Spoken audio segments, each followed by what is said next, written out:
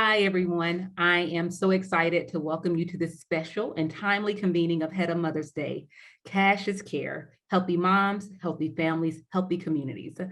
I am going to tell you about our great lineup here in a minute, but I first want to start by laying the framework of the ideal of cash is care. This is really about ensuring we embrace a holistic definition of care. That means considering all of the many factors that are encompassed under the umbrella of care. That's mental health, physical health, maternal health, reproductive health, financial health. Cash helps us build the infrastructure of agency. There's a clear connection between these issues and a guaranteed income. As we laid out in the report, Cash is Care, guaranteed income is rooted in trust and respect for its recipients. This is especially important for women who are more likely to take on the unpaid labor of caregiving and household chores. For Black women who face multiple inequities, particularly moms, guaranteed income can provide the space to prioritize their own care, whether that means finding time to attend a doctor's appointment or self-care of getting a massage. And while the ideal of self-care is often positioned as a means to an end of being able to care for others better, I would like to challenge that. Yes, it's true, you cannot care for others well, you cannot care well for others if you are neglecting your own care. But part of this work is also about shifting narratives. And I think we need to put forward a new narrative that care is essential, full stop. I'd encourage everyone to check out the work of Black author Tricia Hershey of the NAP Ministry for more on this idea. She has a book called Rest as Resistance. And just like rest, care is not something to pursue so we can be better moms or employees or partners. It's something that we do because we need it and deserve it by virtue of our existence and honoring our humanity. With that, I am going to tell you about the fantastic lineup we have today. First up, the doctor is in. We'll hear about cash as a tool to advance reproductive justice, Dr. Zaya Malawi of Expecting Justice. After that, we'll hear from Melissa Harris-Perry, host of The Takeaway of WNYC, who will facilitate a conversation with two moms who have received the guaranteed income, Tamika of the Magnolia Mothers Trust and Daniela of the Bridge Project. They will be joined by Pentagella of Hummingbird Indigenous Family Services and Michelle from the Old Fourth Ward Economic Security Task Force. We've got so much greatness in store for our time together today, so let's get it rolling. First up, Dr. Zaya, my friend, how are you this afternoon, sis?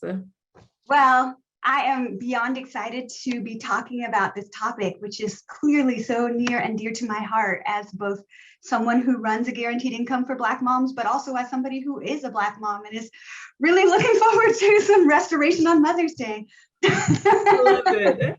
Well, you are one of the founders of Expecting Justice, a Black-led collaborative mobilizing leaders in San Francisco to take action for healthy Black and Pacific Islander births. And one of the ways where you're doing that work is to really through the Abundant Birth Project. Can you talk to us a little about why you went about identifying this need and how the Abundant Birth Project is really working to solve this need that had been unsolved and untalked about previously? Well, I want to thank you. And I want to start by saying that the Abundant Birth Project was absolutely inspired by the Magnolia Mothers Trust. And so if we're talking about mothers today, we need to talk about the mother of this work, which is, of course, Dr. Aisha Nyandoro, who really normalized this idea that it's okay to give Black women unrestricted cash, especially when they are parenting. So thank you for being the springboard to our opportunity. So, I'm a pediatrician, and something I feel like that is often underrepresented is the huge racial disparities we have in birth outcomes. And by that, I mean, the disparities we have in babies that are born premature, babies that are born at healthy weight, but also disparities that we see in terms of mothers and their birthing experience. And Black women, unfortunately, are much more likely to be injured or even killed during birth in comparison to other racial groups. What's particularly hard to me about this health disparity is that this is not an issue of getting more medications into the Black community. Unfortunately, this is absolutely an issue of racism, and one of the ways in which racism is impacting Black people. And so for my entire career, which has lasted more than 2 decades at this point, we have really tried to approach making birth healthier for Black people through medication, trying to get them to the doctor earlier, trying to educate them about healthy behaviors. But since lack of education and lack of medication is not the issue, this has done nothing to close the disparity. And so what I'm really excited about is the possibility of actually addressing racism, since we recognize through research that racism is the root cause of these disparities. What would it look like to try and address racism directly as a way to make birthing healthier and more satisfying for Black birthing people, Pacific Islander birthing people, and other folks who experience racial marginalization? So with the Abundant Birth Project, what we're trying to get to pregnant and other birthing people as early as we can in their pregnancy. And we're going to provide you with $1,000 a month of unrestricted cash as a way to make your life less stressful, as a way to protect you from some of the financial consequences that often happen to Black women in particular when they're having babies, and as a way to start to shelter you a little bit from generations of historical injustices that have left Black mothers in particular out there unprotected and unsupported during this critical window of development. So that's kind of what we're trying, and we're excited to see what happens. No, I love that. And I love how you always so unapologetically name the things that need to be named as it relates to why the work is important. So you called out disparities as it relates to birth outcomes. You called out disparities as it relates to gender inequities and racism. And you took all of that and said, okay, we are going to create a project that unapologetically addresses all of this. And we're going to shift those narratives by really just giving what's needed to close some of those gaps, which is cash, full stop. So thank you for the bravery in which it takes to name the things that we all talk about that we try to keep hidden in the closet, but then also in naming those things, also coming up with a solution to address the inequities that we know exist.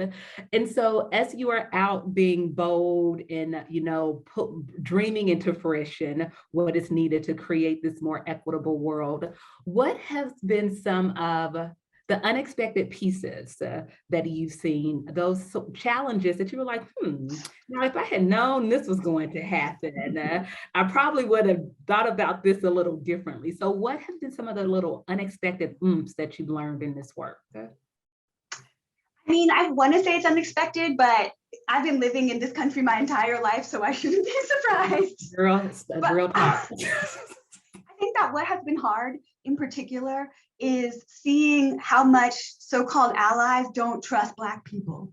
Like they don't trust me as a Black person having some radical ideas to give me money to do what I know my community needs. I mean, I've been a pediatrician in my community for near 2 decades at this point in my life. So who better than me to kind of have a sense of what families need? And yet so many funders don't see me as a trustworthy space to put their dollars. And likewise, and very much related, is a lot of funders and policy folks don't trust Black women and Black mamas in general.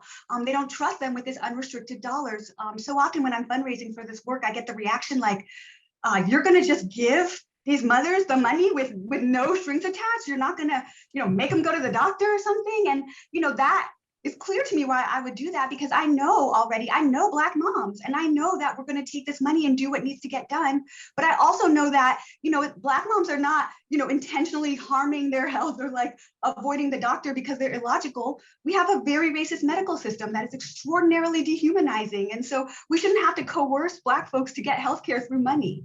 We should recognize that for so long, because of racism, we have alienated Black folks and Pacific Islander folks from economic opportunity. And so we need to fix that. And simultaneously, if we want folks to go to the doctor, then we need to make the doctor a worthwhile experience for Black folks and not a space where people are going to become dehumanized and get secondary treatment. And so I just think one of the things that really excites me about this work is the opportunity to challenge the narrative that the reason that we have these disparities is that there's something that we as Black moms are not doing. There's something that we don't care enough about our own health, the health of our babies.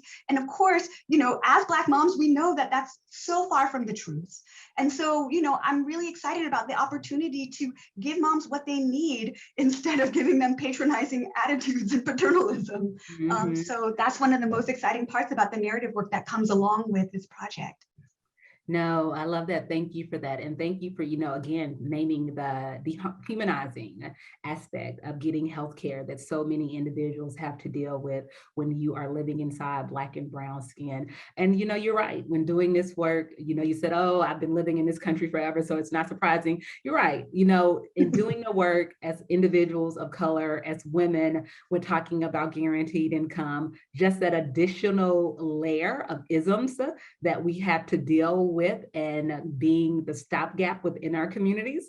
Sometimes it's a little frustrating, but I know I lean into my radical imagination, and I lean into the reality that other individuals have a poverty of imagination, and I let that be what propels me forward. As I tell folks all the time, I'm like, my issues are not my imagination. My issues with doing this work are the fact that you actually don't have imagination. So how about you go about addressing that, and let me go about addressing the pieces that I know my community needs.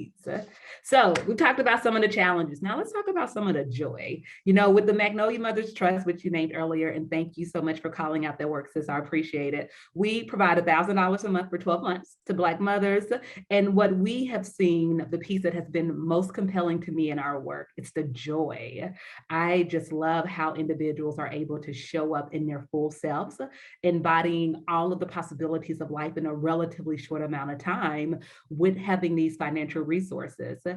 How does that resonate with what it is that you're seeing with the Abundant Life Project, Abundant Birth Project? Let me tell you a little something about my city, San Francisco, because this is a city where you need over $100,000 just to meet your basic needs if you are a single parent with one child. And then this also how much? $100,000 a year. If you are just a single parent with a single kid, just a two-person household, you need $100,000. And then this is also a city where the median income for Black folks is just over $30,000 a year. And so, this is a city of chronic and paralyzing Black despair. We used to be called the Harlem of the West because we had such a thriving Black middle class that in the 40s and 50s and 60s, you didn't come to the West Coast if you were an artist or a musician without stopping in San Francisco. And now we're a city where it is almost impossible to even just live your life, let alone thinking about being joyful when you're Black. And so I have to say, I am sure our clients feel joy, but for me as a Black provider in this city, after so many years of having, pregnant Black people show up in my clinic and say, I don't have a place to sleep. I don't know how I'm going to feed myself. And all I can offer you is a handout and maybe some motivational interviewing. That really is a dehumanizing experience for anybody who is, authentically showing up with their empathetic self to their work. And to be able to instead meet these moms with these really critical needs with an unrestricted debit card has been so liberating for my spirit. And, we give our debit cards away generally on Thursdays. And I show up on Thursday afternoons, and usually, it's a bunch of folks who are just trying to figure out how to get their WIC benefits, make these ends meet, and they're sad. But when you show up on Thursdays at our office, it's a bunch of really happy, excited Black pregnant people, Pacific Islander pregnant people communing. And I just love being able to share that space with my community in that way once a week. So I just am so grateful for the joy it's brought me. And then separately, I want to say, we have homeless shelters that are specifically dedicated to Black pregnant people in the city because the issue is that critical. And to be able to know that the women in these shelters have this unrestricted cash and have this opportunity to create a new future at this critical window when they're about to bring a new life in the world, hearing from the moms about this chance is so satisfying, and the work feels so necessary. So beyond joy, I want to talk about a deep kind of soul satisfaction that we're getting doing this work in San Francisco. I love how you just talked about how in doing the work, you're also feeding your soul. And that really is a form of care and making sure that you are sustained personally for the long arc of this work, because we're talking about dismantling systems. We are talking about breaking down the patriarchy and really creating a new narrative of what it looks like to thrive, not just exist within this country. And in order to do that, we who are standing in the gaps, have to make sure that we are not wounded warriors. So I love how you talked about how it gives you joy on Thursday when you get to show up with your debit cards. I know on the 15th of the month is when we do our cash disbursements. And I love the 15th of the month because I'm like, ooh, money just hit people's bank account. Yes. So I love that. And, I love that, but I also think it goes back to the first part that you said, where you said, okay, it takes $100,000 just to live in San Francisco. You didn't say thrive. You didn't say be successful. You didn't say, be in abundance. You said it takes $100,000 to live. And so we never talk about that narrative and the inequities in wealth and the inequities of how we are continuing to create these systems of capitalism within this country that are making it virtually impossible for individuals just to live. And so we don't talk about that, but instead we hold up the narrative that, oh, individuals aren't doing what is necessary and, to live, whatever that necessary may be. But how are you supposed to have $100,000? How are we setting up our educational infrastructure? How are we setting up our economic infrastructure for individuals to be successful? And we're not. But we never stop to question those pieces. And I think we don't stop to question those pieces because it is more comfortable for us to push blame on other individuals rather than to have to take off our mask and see where we are complacent in the inequities that exist as well. This is just my soapbox, y'all. And for y'all who know me, I love a good soapbox. And for those who don't know me, I love a good soapbox. It gives me joy. And since I have the spotlight, I can soapbox. Anyway, Zaya. So that's exactly it. And it's not just how do we set people up to earn that kind of salary now, but also how do we set folks up to overcome all of the centuries of economic oppression and exploitation that Black folks, Indigenous folks, Pacific Islander folks, and other folks of color have had to endure. Like in San Francisco, I have the misfortune of growing up in the immediate wake of the urban renewal destruction that happened in my city. And we went from this city with this thriving Black middle class to this city that is just like sagging under the weight of Black despair, having so many of our businesses and all of the things that our community worked for just like that dispersed into the white majority through the urban renewal policies. And so what does it look like to not just set people up in the now, but also to do some of the restorative work, the repair work that we need to do to make up for some of these very racially problematic and exploitative policies? So sis, right there, I think we're really having a conversation about advocacy and political movement and political education, because everything that you just said is rooted in history, of understanding the history from which we come from and how did we get to here. And the reality is we're no longer teaching history. We're not teaching people about the rich narrative of Black and brown individuals within this country. What it is that we now are just what the system is trying to make us lean into is this narrative of despair, which then others take on as it being the narrative of their legacy, not recognizing that that's not our legacy, that's not our narrative, that's the narrative that the mainstream is trying to make us lean into so that we don't recognize our power. So it goes back to how are we making sure that we are mobilizing the troops? How do we make sure that we are mobilizing on the ground the political education and advocacy necessary to push through these systems and really get to the traction that's necessary? So it really is a full circle that we have to make sure that we are leaning into. So we have to be the stopgap now of providing the cash that families need in real time. But at the same time, we have to hold in the other hand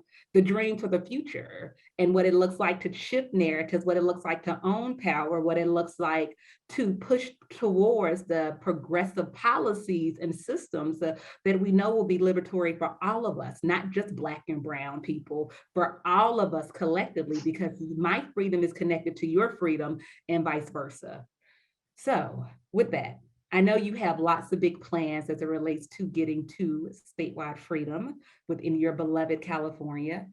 Talk to us about that. Where are you taking your work next? Well, so here's the thing, is that obviously San Francisco is not the only place where Black people are feeling economic stress and having adverse birth outcomes as a result. And so we really want the Abundant Birth Project to be a model that anybody can use. We have certain other certain evidence-based programs that we can use government funding for to improve birth outcomes in any city or state. But none of those evidence-based programs have actually done the work of narrowing racial birth disparities. And so what we would really like to do is test our program out at scale. And what would happen if we spread the Abundant Birth Project, not just to San Francisco, but to Black communities up and down the state, so that we can gather the evidence we need to get that designation of evidence-based. Because we believe that if we get that designation, then cities and states all over the country can take and implement this program that we've been having so much success with, and empower folks who are experiencing marginalization in birthing wherever they are as well. And what I really hope would come along with it is a message that I learned from the Panthers, because after all, I am from the Bay, and we do have another history here that I want to lift up. And one of the most important messages I feel like from the Panthers is this idea of survival pending revolution. Mm-hmm. Our cash programs can no longer be just about survival. We need to keep our eye also on the future, which is revolution, right? Like, we do not need 100 years from now, Black birthing people and other folks who experience marginalization to be dependent on the goodwill of funders to give them cash. We need a system that allows everybody to be liberated. And so what does it look like to infuse liberatory messages, to have conversations about anti-racism, and to really be challenging the system as we're doing these guaranteed income pilots, so that, 100 years from now, we're talking about a new kind of Black history, the kind of Black history that Dr. Nyandoro is such a great job of dreaming into. So that's really what I hope to see in the future. I don't think it's what we hope to see. I think it's really about the future that will be, because you just sowed that seed, and all of us are collectively sowing these seeds. And as these guaranteed income projects continue to be implemented, it's just water. So I am really excited about the future that we are all using our radical imagination to bring into play. Thank you so much, Dr. Zaya, for your leadership. Thank you so much to the Abundant Birth Project. And thank you for having radical imagination and really saying, okay, this is a model that others can take and implement, and this is how you go about doing it. So thank you for all that you are doing. And I love the idea, thank you for bringing in the Black Panthers to this space as well, survival pending revolution, because it's right, it's not about surviving. This is the revolution that we're bringing your way, whether you like it or not. It may be televised, y'all. It's a Zoom world, so we'll see. But anyway, thank you, Dr. Zaya. So next, we are going to have an opportunity to hear from parents who have been helping to design a guaranteed income program for their communities, as well as 2 recipients of programs. Facilitating this conversation is my friend, Professor Melissa Harris-Perry.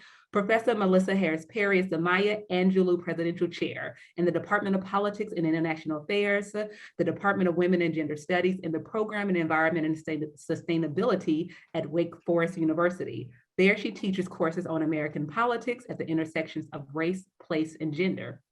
Melissa also serves as host and managing editor of The Takeaway, a daily national public radio program and podcast. Professor Harris-Perry is the founder and president of the Anna Julia Cooper Center, whose mission is to advance justice through intersectional scholarship and action.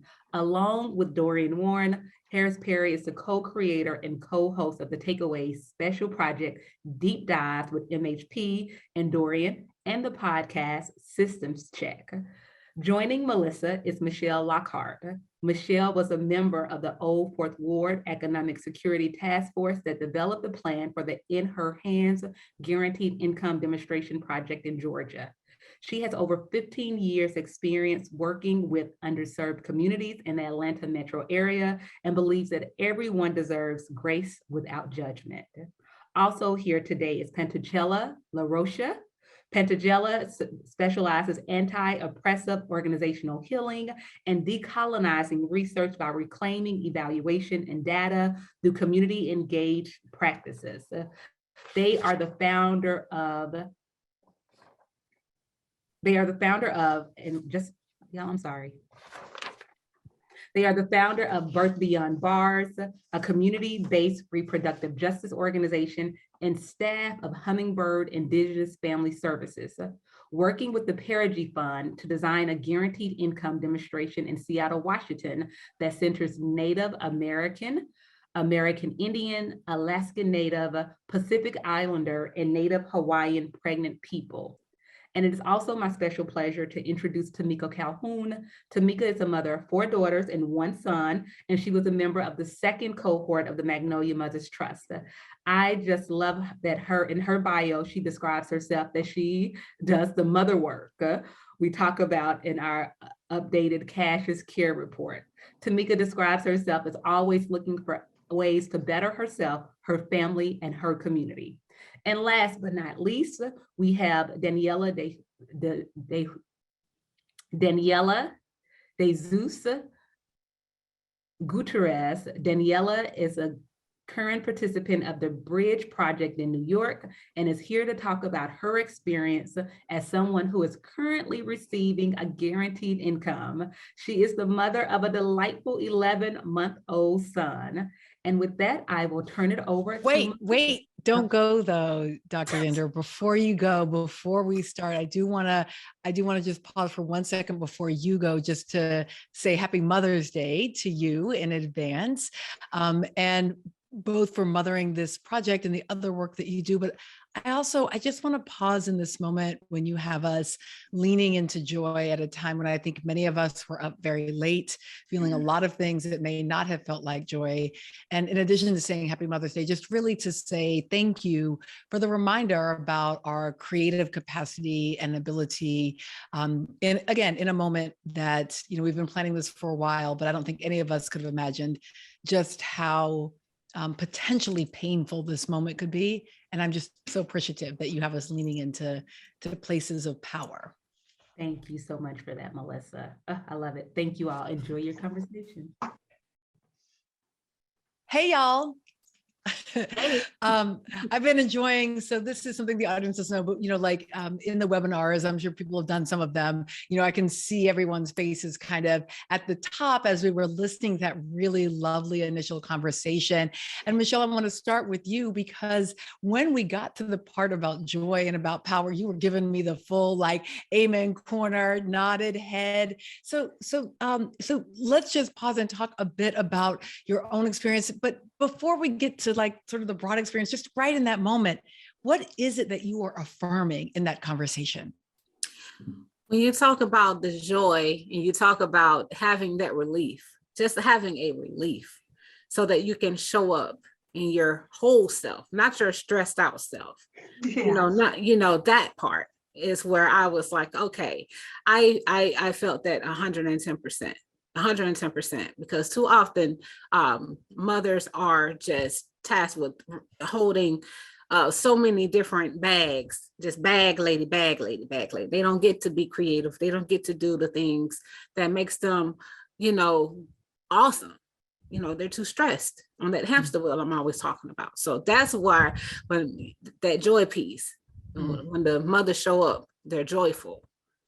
And that experience. So talk to us about, first of all, tell me a little bit about Atlanta's Old Fourth Ward for folks who don't know. Now, it's always hard for me to ask somebody to tell me about Atlanta because, the New Orleans in me rises up and wants to make jokes, but tell me about Atlanta's Old Fourth Ward and the task force that helped to develop recommendations around a guaranteed income.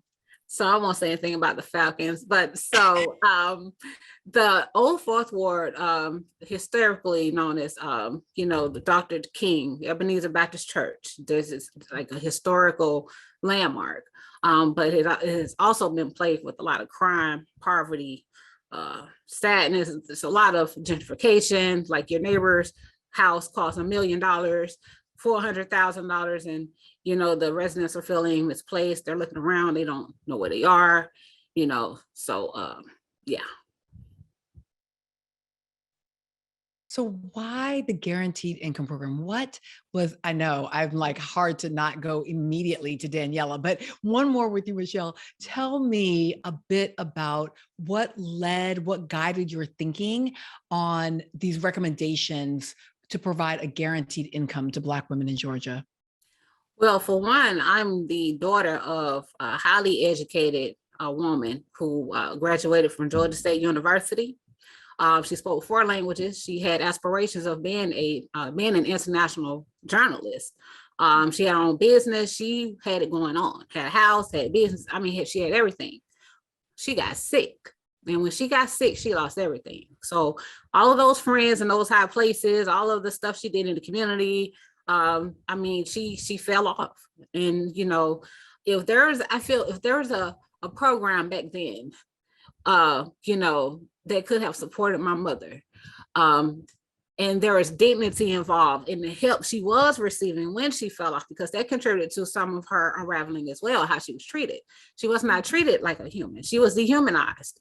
And so part of what guided my thinking was my mother's spirit, and how as a child, I wish I could have been that for her then. So I'm that now for everybody. Michelle, I so appreciate that. Even in our adulthood, it can be hard to see our mamas as people. Yeah. As full humans, as creative and capable, right? We either make them perfect or we make them monsters. And so I so appreciate that it takes a level of maturity, even for an adult child, right? For us to really see our mamas in that way. Right. So that's what that she got it, the whole thing. And just me working with other people, not just in fourth ward, but just everywhere that's going through something. They're, you know, they don't need more education or financial literacy programs. They need support, they need cash. And I'm a prime example of that because I came from that. Oh, listen, indeed. The idea that folks who are struggling need financial literacy, I'm like, no. We could teach the financial literacy classes, people. Like, I don't know anybody who can make it stretch longer, who can do more with it than folks who have less. Daniela Gutierrez, I want to come to you mostly because I think we're all trying to catch a glimpse of that beautiful baby again. But I also understand it's hard to talk with beautiful baby there. So Daniela, tell us right now, you're in a guaranteed income program, is that right? Right, yes. So I'm in the Bridge Project in New York City, and I was very, very, very fortunate to find that program. Before that program, I wasn't doing so well.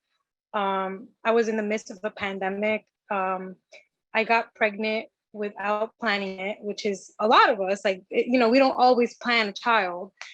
And my mother, she got dislocated. And so we were basically about to live in a shelter in the city. And I was very, very blessed and fortunate that I found this program, because without this program, I don't think I would even be able to be logged on here right now, honestly. That's the gist of it right now. Yeah. This program has blessed me and my child with diapers, food, stability, and not only financial stability, but emotional stability, most of all. So I'm very grateful. Can we just pause on diapers for a minute? Because I Yes, can we?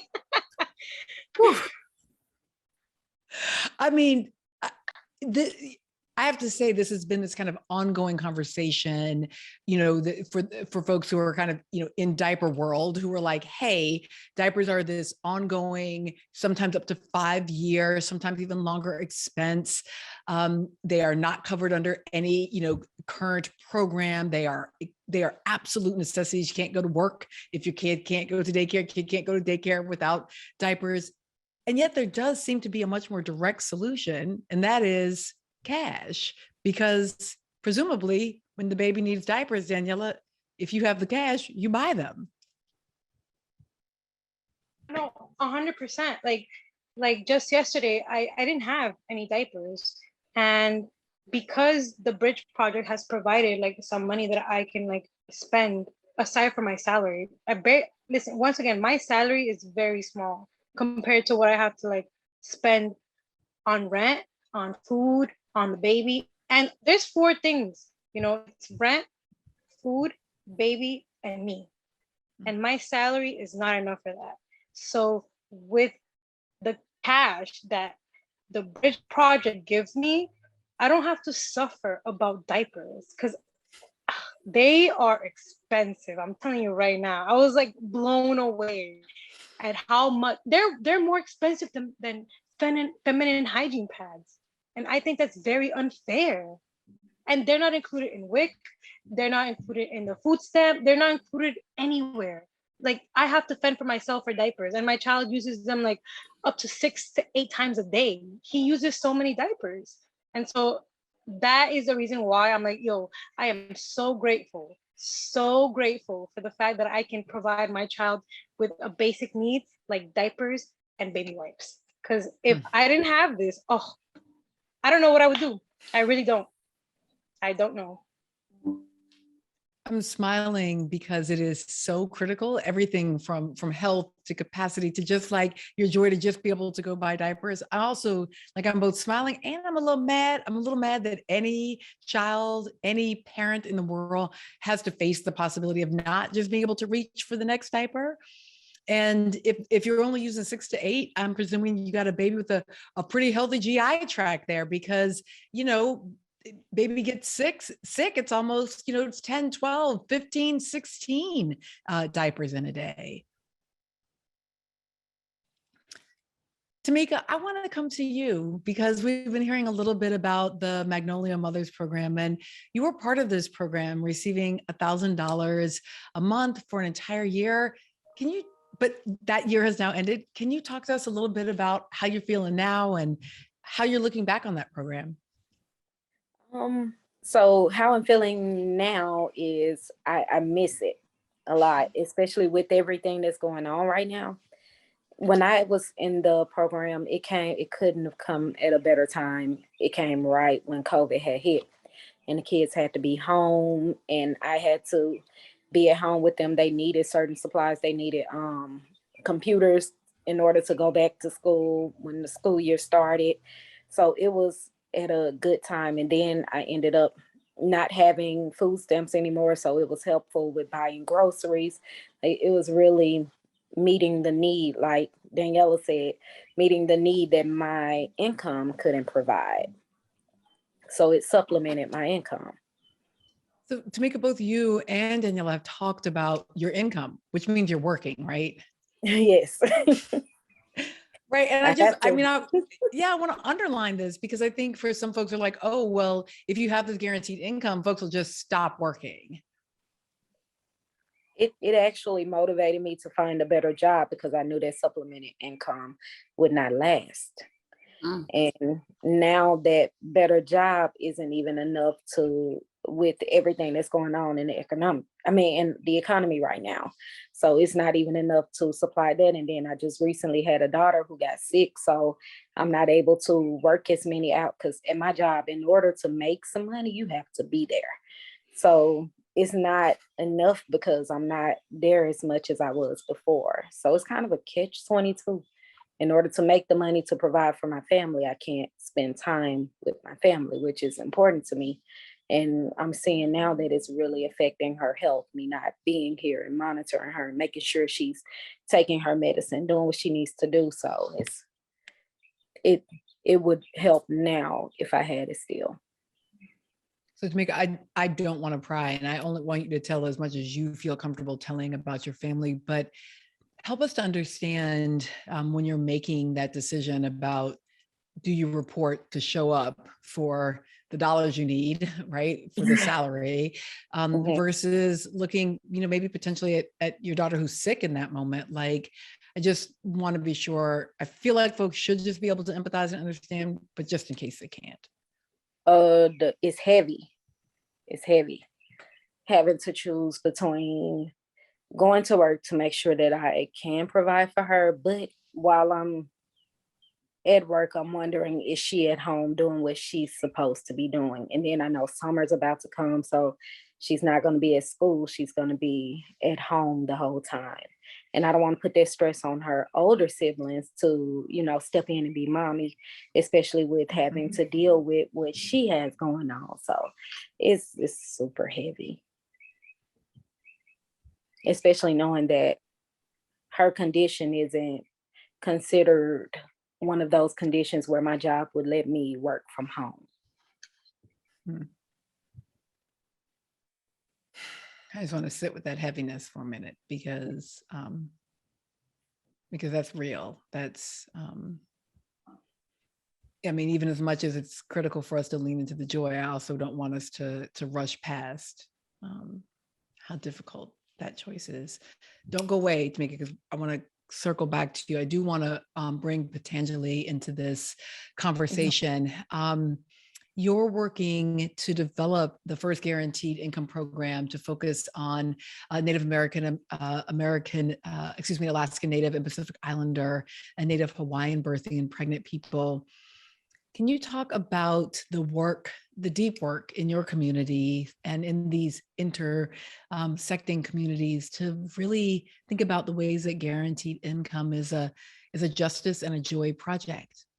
PLE Nishpakti Teach Makli. Thank you. Yeah, hello. It's really good to be here with you all today. And I'm calling from occupied Duwamish territories in Seattle.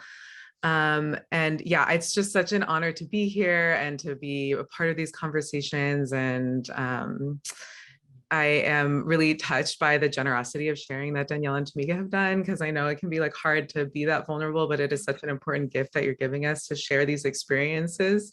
And I recognize some of those moments from myself in my early parenting days. And yeah, I feel really grateful for the work of Dr. Aisha and Dr. Zaya, because we have really been able to follow in their footsteps, because they've forged the way, and it's really helped us because we Native American and Pacific Islander communities experience a lot of the same health disparities, a lot of the same lack of access to care. And we also have there are also really small numbers because of the legacies of genocide and colonization. So oftentimes from a health perspective, the numbers historically have been like too statistically insignificant to address or consider, which one of our local leaders considers a form of data genocide, continuation of genocide through data and through lack of access to medical care. And so what we really see is like, this is an opportunity to create intergenerational transformation on this developmental level, because we're able to support conditions where families can thrive from pregnancy through the first 1,000 days of a child's life, which is such a potent time to intervene. And so you're able, like kind of that circle that they were talking about earlier, it's like interrupting the cycle of structural violence and oppression bidirectionally, where parents have a moment to breathe and rest. And I know that parenting for me during pregnancy in those early days, it brought up so much of my own past trauma, the intergenerational trauma that I was working through myself while trying to raise a child. And so having this cash assistance gives a sense of rest. And we really want our mothers to know, like, you are enough just by existing, just by being here, just by being Native, Indigenous, Pacific Islander, like you are enough and you deserve this, and you deserve to have the safety and the rest and the connection with your child in those first early days. Patanjali, I want to go back for a moment, because you began in part with land acknowledgement. And I think it can be easy to just sort of swiftly move past that, like, oh, okay, good. So we've acknowledged the land in the space, but I do think it also helps. I think about how Dr. Aisha is always telling us to shift the narratives. And I think part of it also that as you draw our attention to the genocide, as you draw our attention to occupied land, it also helps to shift the narrative about like who's doing a good thing for somebody else and who is indebted to whom and who is helping in this circumstance. I'm not sure the question, but I do feel like yes, that brought up so much for me. I want to talk about. Go with it. Yes, there's no one question. It's a conversation. Go with it. Love it. Yeah, no, I mean, it's so important. And I appreciate you bringing that up too, because like I'm a multiracial person. I hold many different values. I'm from Indigenous lineages that are from Mexico and the Philippines. And so I'm also both like settler and colonized, like I'm here on this land. So doing this work to me is both honoring my own ancestors and doing my healing of internalized work, but also it's a way of being able to like honor and be in allyship with the Indigenous stewards of the land that I am currently on. And it seems like for a lot of us, this really is like heart work, it's healing work. And yeah, I'm really grateful to be a part of it. And I think it's also so important because of the amount of provider violence, the amount of stigmatization, and the amount of like just rigmarole and work that they make people go through just to get WIC, just to get food stamps, it is not a humanizing process. And to be able to give folks money that is no strings attached, where you show up and everybody looks like you, people are with you, they're there to support you and love on you. That is such a huge difference than trying to get government assistance and programs. And we just finally settled on our name, which we're Hummingbird Indigenous Family Services. Our program is The Nests. And from our community, they're like, don't call it a program. Like programs are associated with these like this governmental trauma. So we're the nest, and we're trying to create a space for parents to be able to unapologetically parent and show up as they are and just be there for their families. Now, nearly every one of the four of you mentioned COVID.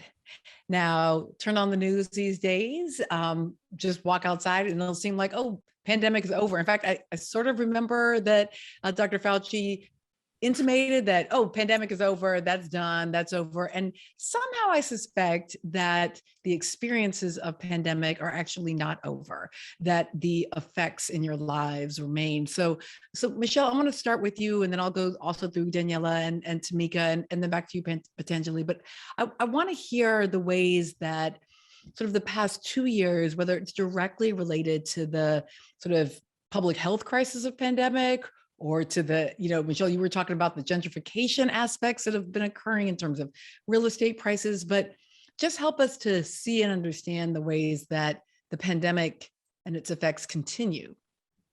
So with the pandemic, a lot of our residents and a lot of people I helped lost their jobs.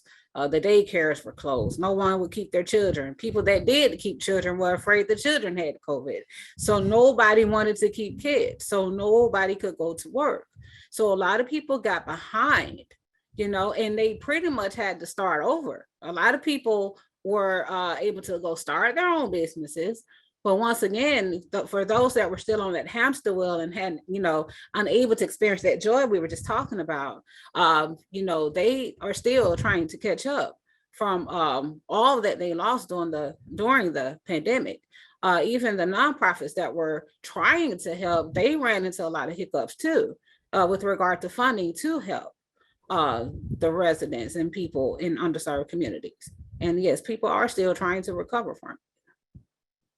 Also, I so appreciate your language there around keeping kids, because that's, when we talk about work and so much of the work we do, right? Keeping kids is part of sort of how you manage to keep your kids, keep community kids. But yeah, the pandemic took away all of what that meant, right? So everything from a few hours of respite, right, for mom, to the opportunities for learning for young people, to the very serious reality of like an income coming in. Tamika, you mentioned that, on the one hand, the Magnolia Mothers moment for you came at the right moment for the pandemic. But again, with continuing pandemic, tell me a little bit about what you continue to face.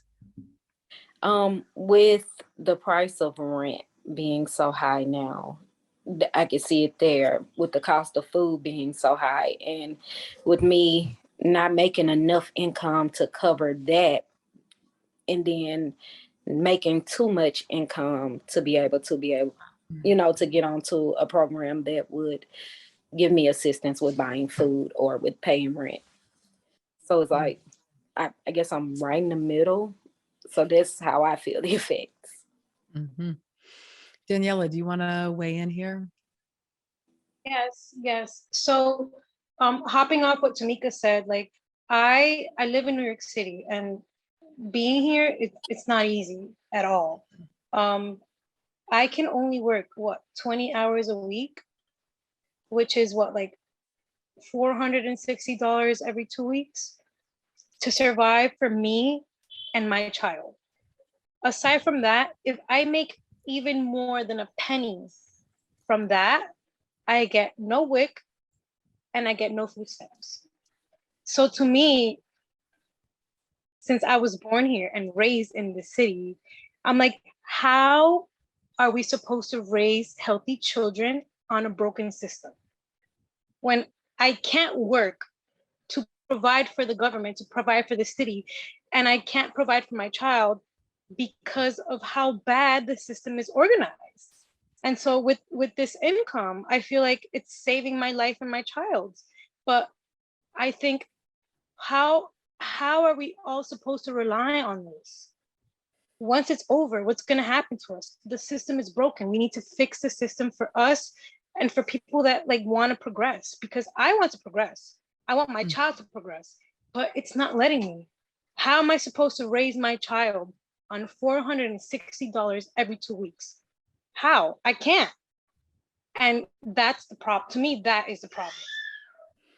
Danielle and Tamika, before I come to potentially, I want to just get you guys to weigh in on one more thing here, and that is the tax credit dollars that came to households with children for a while. And so folks were also feeling a little something on that. I'm wondering, but of course that then stopped. So Danielle, I'll come to you first, and I'll come to Tamika. We'll go back around, and potentially I promise I'll get you back in here, but I just want to be sure that I get you to weigh in on that as well, Daniela.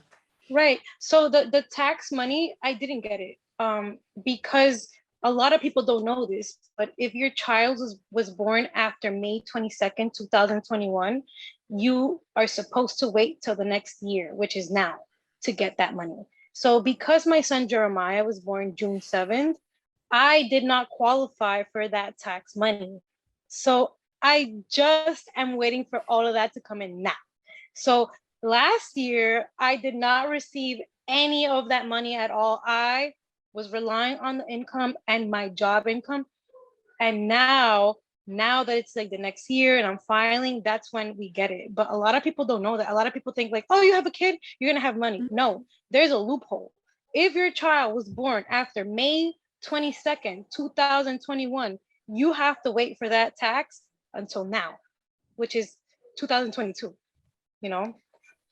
See, Tamika, I feel like Daniela is laying out for us, like in this idea about if you work one hour more, if you earn 1 penny more, you know, if your baby is born 1 day later, that all of these presumed safety nets, actually they're shredded, right? There's no safety net there at all. And Tamika, I'm wondering for you sort of how the cash coming in and the not coming in has been. With the child tax credit, there was grocery money. It was to help with groceries. That's what I mostly, at first I had in my mind, I was like, okay, I didn't have it at first, so I'm just going to act like I don't have it and I'm going to just save it and let it. Wasn't possible. Had to buy groceries. And then, life happens. Things were happening that I ended up needing the money for. So that's where mine went. But yeah, that safety net is pulled right from under you if you make what they consider too much. When you say that point, I mean, Michelle, again, to come to both what Tamika and Daniela are saying here, if it's grocery money and then it stopped coming in, I mean, the need for groceries doesn't stop. Right. It didn't. Yeah. Yeah. Michelle, I'm wondering both for you, but particularly for the communities that you've been working with, like what you were hearing about the tax credit and maybe what you've been hearing since. Well, with the tax credit, that bout of joy that we keep going back to, it was there because you had a little bit of relief. Even with the stimulus checks, like people were actually speaking to each other in the neighborhood. And I was like, okay, this is good. But when it stopped, everybody went back to being antisocial. Daniela knows what I'm talking about. Tamika too, you know what I'm talking about. But like everybody's isolated. But when the money is there and everybody feels joyous and free, they're able to show up as, they're the best version of themselves. But yeah, that tax credit money definitely helped. And when it stopped, and people went right back to struggling and with the, yeah. It's not a small point, Michelle, your point that like, this whole event is cash as care. And I think, you can tell that it's just an individualized story, right? But when you make the point that like, oh, when I got a little cash in my pocket, when I feel secure, then I can engage in community, right? Cash also as community care, as building, and again, to Dr. Aisha's point, we don't do the good just in order to serve something else, right? We have to serve ourselves, but still that it's just such a critical point about sort of how different it is to try to build community when you're feeling okay. Yeah, we had more volunteers for like events I would try to recruit for. I know what times to recruit. I know like during income tax season, people show up. Or, when the tax credit was there, stimulus, everybody was showing up to help me do stuff. So yeah, it actually does empower people to do more when you have like that safety net. People take care of their communities better. Potentially, let me come to you on that, on this notion of building community and the ways that, again, I want to go back to that framework you gave us, that that you are sufficient, that you are enough, right? That you being present in your parenting, and as much as an individual may be sufficient, boy, one of the other lessons of the pandemic was how much we also really need each other. Mm-hmm. Yeah, something that we are working with a funder, Perigi Fund, who is really supportive in allowing us to pursue our vision. And so we're working with an evaluation team that is all Native based and working on using Indigenous and decolonizing values as part of like our storytelling project. And we're also thinking about what does it look like to give just cash assistance, but what if we have a doula program? So what if folks get cash assistance and a doula?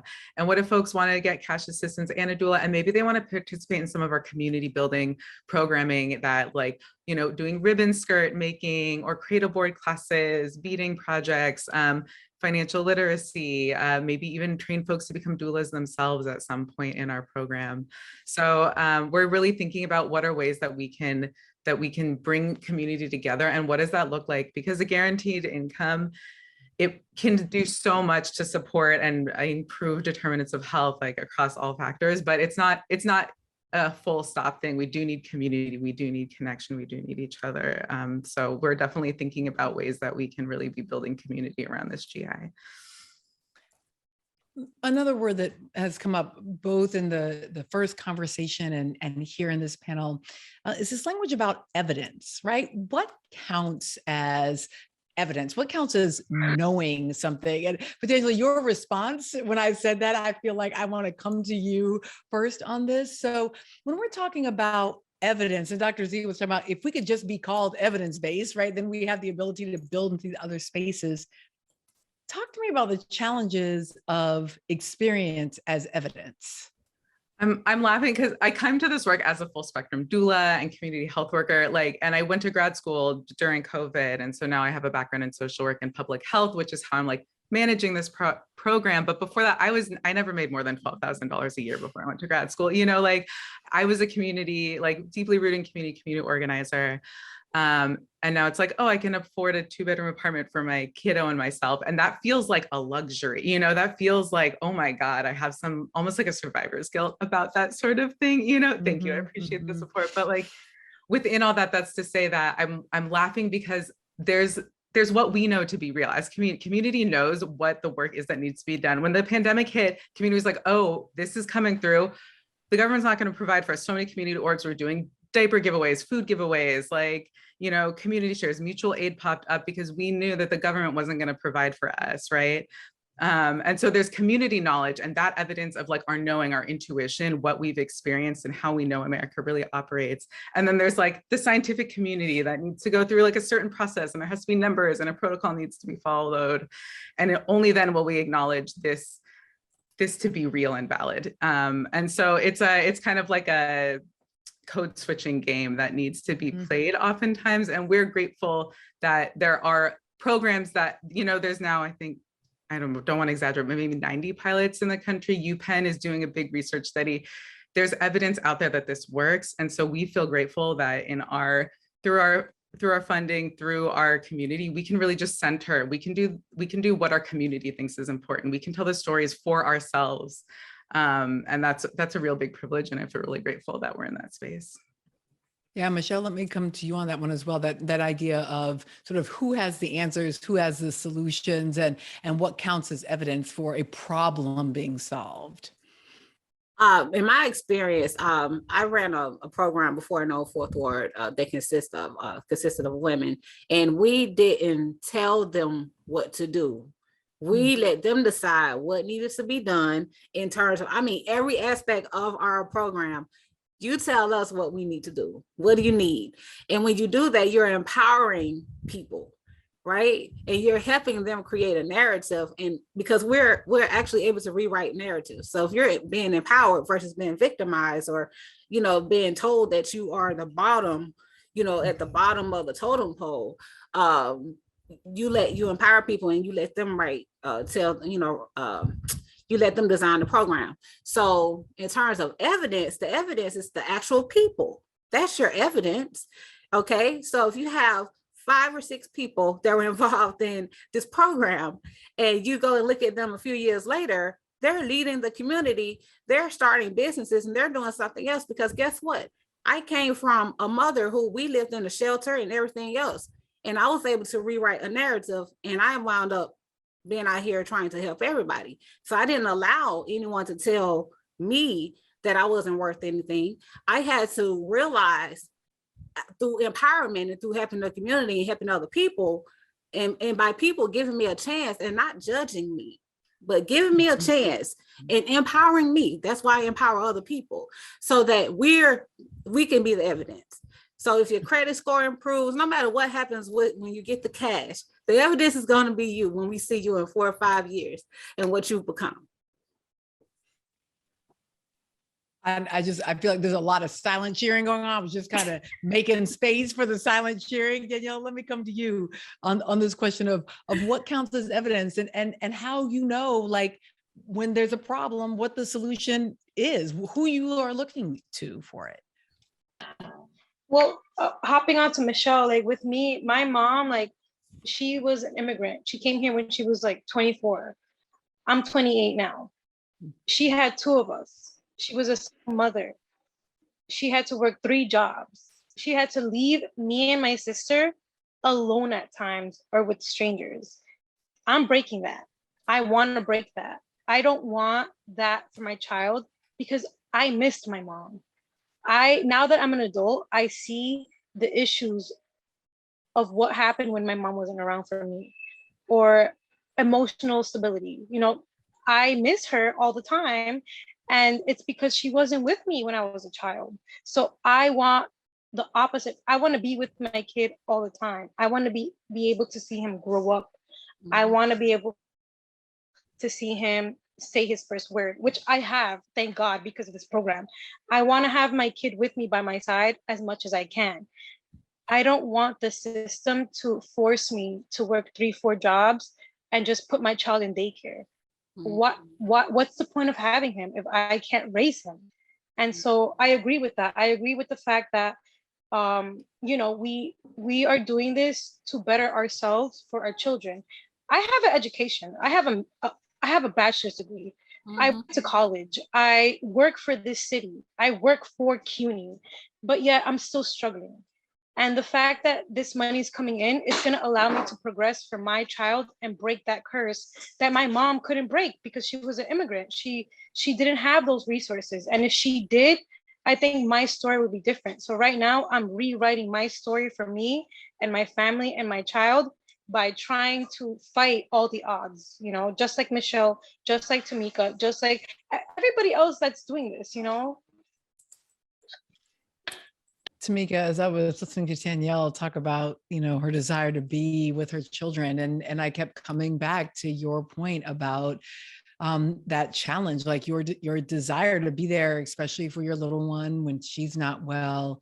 Again, I'm wondering how you think we might push past this idea that we have to go out and find numbers and data, when it feels like, as Michelle points out, the evidence is the people, it's you, it's your children, it's your life. I was just about to say that the evidence is us. If they look at what we've done, like when I was interviewing other Magnolia mothers, I was like, wow, her story's just like my story. So where is the evidence coming from if they're looking at numbers and data instead of going into the community and seeing what we're actually doing? That's the evidence right there with our lives, how we went through the program, and it motivated us to want more, to do more, and it drives us to be more involved in our community. So we're the evidence. Mika, I love what you said when you said her story is just like my story. There've been a lot of nodding again happening over the course of this time. And Danielle, as you were talking about your mother, Michelle, as you were talking about your mother, you know, and Aisha's heard me tell this story before many times of my grandmother, Rosa, I guess, oh, her picture's over here on my mantle, but I keep my grandma Rosa very close to me, and a photograph very near to me because my grandma Rosa was a domestic worker who raised her children in the Jim Crow South. And Michelle, like as you were saying about your mother, she was a genius. Like my grandmama could make a wedding dress without a pattern. Like good luck anybody who can do that, right? She was a genius. And she was also a domestic worker and often was overlooked or treated as though she wasn't in the room or was irrelevant. There were none of these kinds of possibilities and programs. And, you know, she sent my daddy and his twin brother all the way, like college, graduate school, like everything that is my life was made possible by this genius woman who people I know thought of it, oh, she's the maid. That's Rosa the maid. And so, you know, so many of us would get mistaken for whatever role, for the help, for the maid. And, you know, well, I do look like my grandmama. And so if I look like the maid to you, that's okay, because the maid was the smartest person in the room. You just didn't know it. But I feel like we, right, as you were saying, our lives are the evidence, and our ancestors, right, our people, our mamas, our grands, they are the inspiration, the roadmap. So I guess that's really where I want to go as a last question for all of you. Nick Estes often talks about water protectors, saying that the goal is to be a good ancestor today for future generations, right? That your job is to in this moment be a good ancestor for the future generations. So I just want to go through each of you and ask, what does it mean for you today to be the grandmama that you want to be remembered as, to be the ancestor, the auntie? How are you right now being the ancestor that is necessary for 2 generations, 3 generations from now? Tamika, I think I'll start with you. I heard someone say this once, I think it was Steve Harvey, but I want my grandchildren, my great grandchildren, I want them all the way down the line to know my name. Mm-hmm. I want to do something that is so big that they remember my grandma Tamika did that, you know. So that's what it means to me. I want them to know my name. I want them to know where I came from and where I ended up being because of how hard I worked, because of some of the sacrifices I had to make. And I just want to create a better life for my generations on down the line. And I want them to know that it started with me, that I did that. I want them to know my name, because I don't know my great-grandparents' name. Well, my great-great-grandparents' name. Great-great-grandma Tamika. All right, we're gonna go ahead. We're gonna go ahead and name that we will call your name for generations. Great-great-grandmama Tamika. Michelle, how about you? What is your work of being an ancestor in this moment? My work would be, I want children to be children. I don't want children to have to take on the responsibility of having to take care of the household or pay bills when they're 12, like I did, or 14 and 15, taking care of financial obligations. Couldn't go to the prom because there was no cash to really help the household. My childhood was snatched from me. My teen years was snatched. So I want to be that great grandmama that people can say, you know what, Grandma Michelle, you know, she was a trailblazer. You know, she worked really hard to make sure that kids would not have to do what she had to do as a child, and that no matter where you are financially, education wise, you will always be covered because of something Grandma Michelle helped to do. All right, Grandma Michelle, yes. Daniela.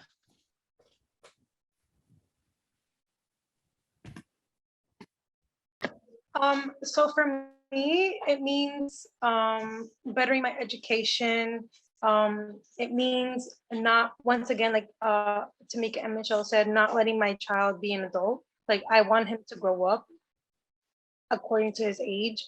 I had to start working when I was 15 years old to take care of bills and stuff. And I don't think that's fair because I was snatched from my childhood, basically. I didn't know it, I thought it was normalized and that was normal, but it's not. It's not okay, because I had so much left to do and I couldn't because my mom was struggling. That's what I want to break. I want to break the fact that I had to grow up too quickly. I want to let my child be the child that they are as long as they can. And I also want that I want my child's children to know who I am and why I did things. I did this to change something in our generation. I did this for the better. I did this so that there's transgression in the future, and there's transgression with our kids and the system, and with Black mothers and immigrant mothers and brown mothers, because that's the population that suffers the most, unfortunately. We're very marginalized, and we're treated like very harshly sometimes, like if we can handle these things, like if we have to do this. And I want to break that. I want to be the person in my family to break that curse. Abuela Daniela, Grandma Michelle, great-great-grandmama Tamika. And I'm going to come to you now, Patanjali. Tell me about being the ancestor today for future generations. Wow. I was supposed to say, I'm loving hearing those baby noises, and I know. my heart is like so full. There's been so many moments during this talk where I felt like crying, like my heart is just so full with joy from you, all of your sharing. So just, yeah, thank you to everyone. And gosh, I don't know. I don't know what kind of grandmother I want, but I'm thinking about those seeds that Dr. Aisha and Dr. Zaya were talking about planting. And I feel like that there's seeds that my great grandparents planted that are in me that are growing. And so it's and in doing this work, can be so hard, anti-oppression work and anti-racist. It's it can be so hard, and you don't often see the fruit. So it's I'm just holding in my heart that knowledge that I am planting the seeds right now, and there will be fruit for my great grandchildren. But I won't see that now, and that's okay. But it's still, and just knowing, holding that is happening in the future. So. Dr. Aisha Yandura, will you please rejoin us? Thank you, Michelle. Thank you, Patanjali. Thank you, Tamika. Thank you, Daniela. Thank all four of you for your stories, for your insight, for your intellect, for your capacity, for the work that you have been doing. Thank you. And thank you, Melissa, for holding space in a way that only you can. So thank you for your grace and your wisdom and the respect in which you hold the women in which we work with. So thank you so much for the gift of you. Y'all, my heart is full. That was beyond beautiful. In my work, I often say that we are changing the narrative by changing the narrator. If that was not a full representation of changing the narrative and really spotlighting the narrators in which we need to create the past moving forward, I don't know what was. So I don't know what is. So thank you to all of you amazing, brave souls who shared so generously with us your narratives, your dreams, your hopes, your challenges, and really the aspirations for a world not just benefiting you, but as we keep saying, benefiting all of us. So thank you all so much for that. Thank you so much to the Guaranteed Income community of practice for having me here today.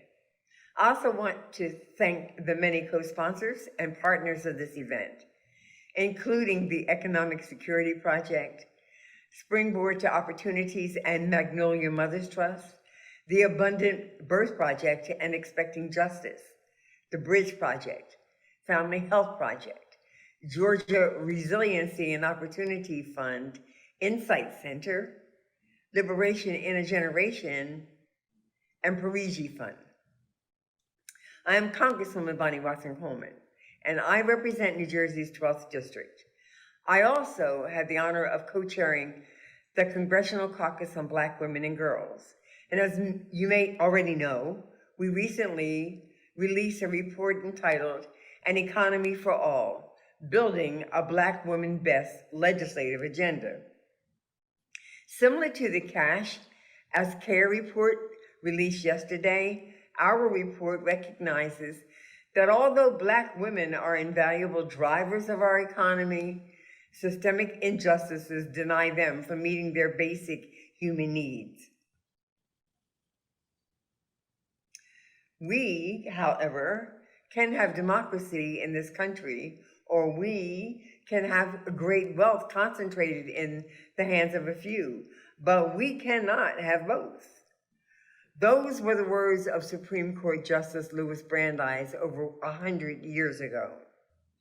While billionaires can afford to buy social media platforms or fly to space for fun, working families, poor families, and low-income families across this country struggle to pay for everyday needs, from gas to groceries. Frankly, the way our economy currently functions is antithetical to the American dream. The vast chasm between America's richest and its workers was here long before 2022, and it will be here long after if nothing changes. And I'm committed to fixing our broken economic system, because a strong economy should work for all people, working people, low-income people, and no-income people. It is time that we create a floor below which we don't allow a single family to fail. Guaranteed income is a means to that end. Monthly unconditional cash payments would not only give our long-suffering workers the financial security they deserve, but also have an outsized positive impact on our most underserved and vulnerable communities. Black women are among those hit hardest by economic downturns and benefit the least from economic growth. That's why, according to the Black Women Best Framework, when the economy is working for Black women, it's inherently working better for everyone.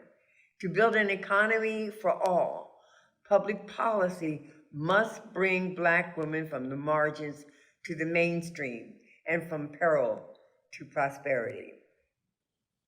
Guaranteed income would do just that. Rooted in the struggle for racial justice, early proponents of this policy included Dr. Martin Luther King Jr. and Johnny Tillman.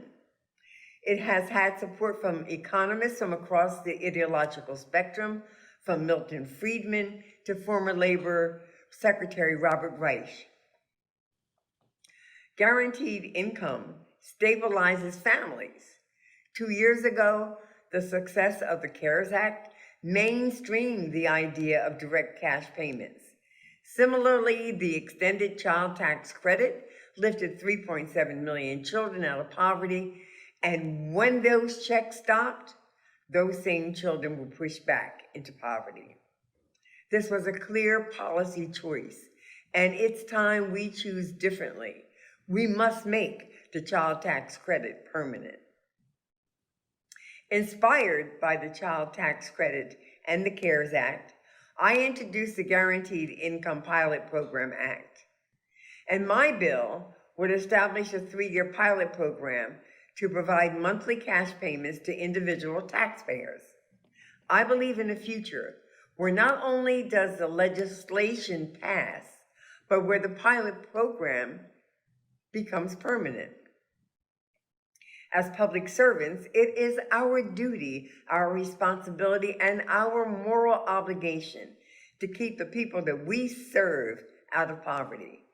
We do that by putting equity first, investing in workers, and giving everyone, not just the rich, the tools that they need to thrive. Thank you for your work, and God bless.